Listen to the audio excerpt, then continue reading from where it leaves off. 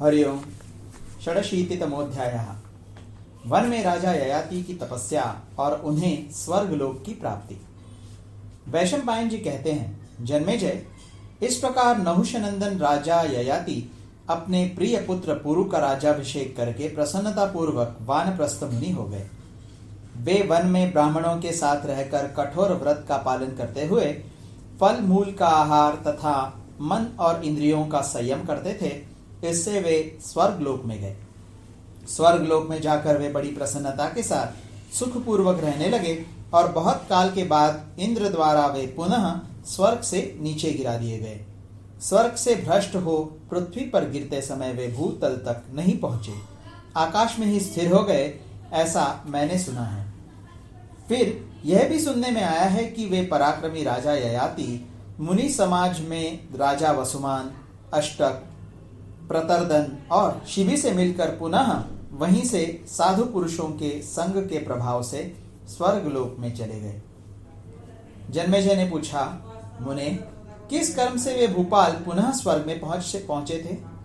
विप्रवर, मैं ये सारी बातें पूर्ण रूप से यथावत सुनना चाहता हूँ। इन ब्रह्मर्षियों के समीप आप इस प्रसंग का वर्णन करें। कुरुवंश की वृद्धि करने वाले अग्नि के समान तेजस्वी राजा ययाति देवराज इंद्र के समान थे। उनका यश चारों ओर फैला था। मैं उन सत्य कीर्ति महात्मा ययाति का चरित्र, जो इहलोक और स्वर्गलोक में सर्वत्र प्रसिद्ध है, सुनना चाहता हूँ। वैशंपायन जी बोले, जन्मेजय, ययाति की उत्तम कथा इहलोक और स्वर्गलोक में भी पुण्यदायक है। वह सब पापों का नाश करने वाली है। मैं तुमसे उसका वर्णन करता हूँ।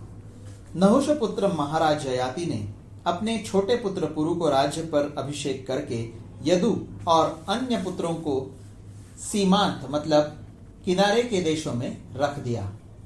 फिर बड़ी प्रसन्नता के साथ वे वन में गए। वहां फल मूल का आहार करते हुए उन्होंने दीर्घ काल तक वन में निवास किया।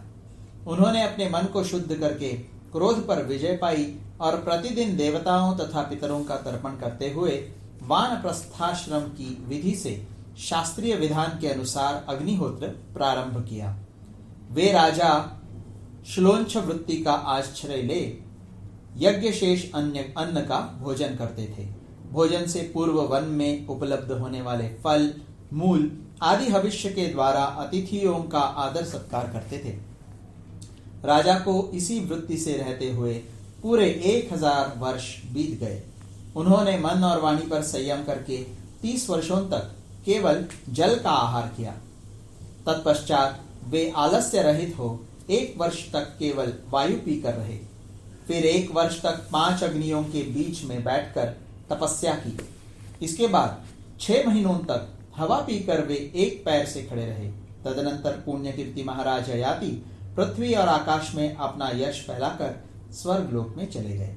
इस प्रकार श्री महाभारत आदि पर्व के अंतर्गत संभव पर्व में उत्तर यायात विषयक 86वां अध्याय पूरा हुआ।